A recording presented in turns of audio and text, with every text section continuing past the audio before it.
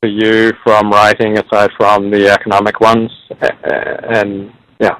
Well, the economic ones come and go. You know, there are good years and bad years. You know, a good sentence or a good story is really a pleasure to me.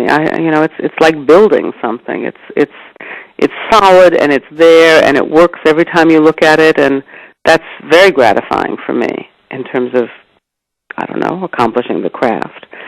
I am always very touched when readers come up and they say, "Oh, this meant so much to me." I remember I was giving a lecture in Amsterdam, and this guy, who was probably about a 70-year-old physician, came up to me and said, I had just published my first novel, and said of the central character, you know, she is me.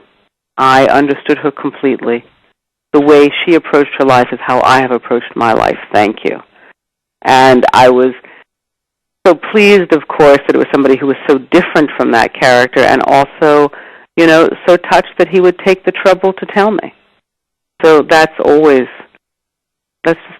just nice. It's lovely of people to be so engaged with the work. I have this fantasy that one of the great things about being Amy Bloom is that you can arrange dinners and coffees with all the other great writers. Well, that would be a terrible disappointment for you. But I think that, in theory, sure. But of course, I live in the middle of nowhere, and it's a tremendous pain in the ass for me to go see anybody or for anybody to come see me. But yeah, it's nice. It's nice to be friends with people that I can talk to about my kind of work. Although, you know, mostly, you know, we're not talking about each other's sentences. But you know, it's nice. I mean, some of my friends are writers. Some of my friends are not writers. And I suppose, well, here's the thing. In theory, it'd be nice to have coffee with a great writer. But in fact, that great writer might turn out to be a really awful person, and you'd be very happy not to have coffee with them. You'd be happy just to read their book and be done with it. I think it was like Swift who said, you know, wanting to know the writer because you like the work is like wanting to know the chicken because you like the eggs.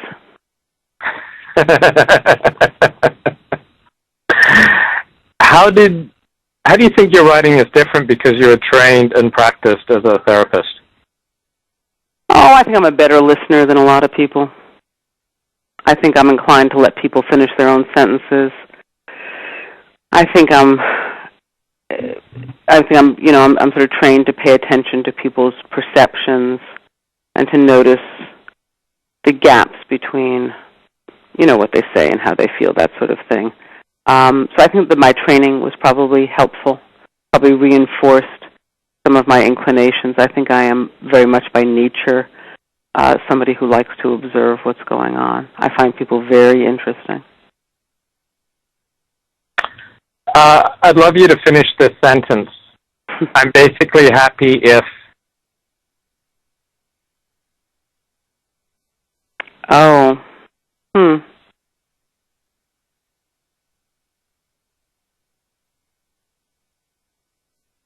See, I would say I'm basically happy.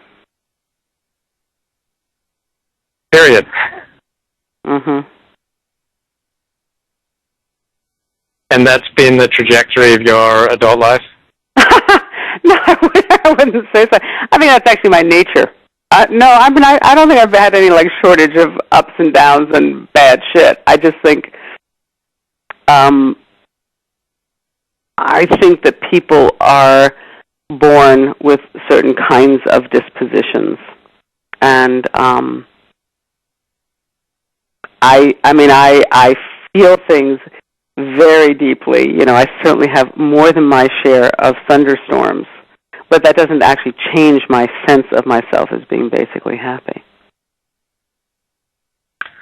Was the publication of the first or any of your books the greatest thing that ever happened to you, or top five, or what?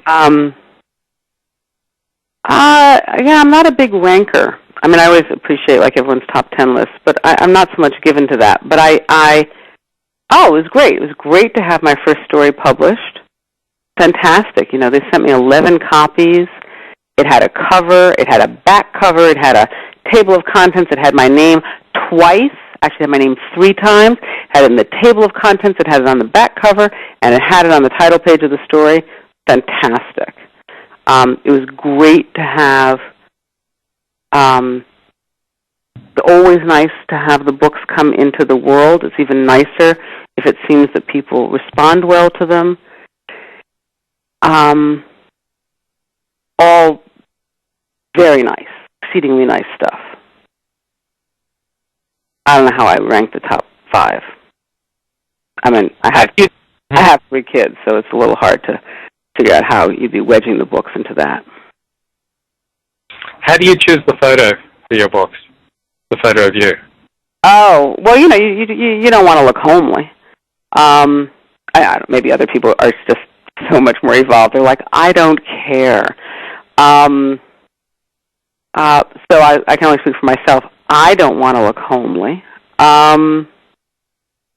That's about it. That's the standard. I don't want to look homely.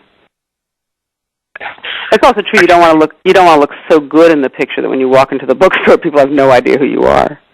You got to kind of split the difference. You know, you want to look good, but at least have a passing resemblance to yourself. Please hang on just one sec.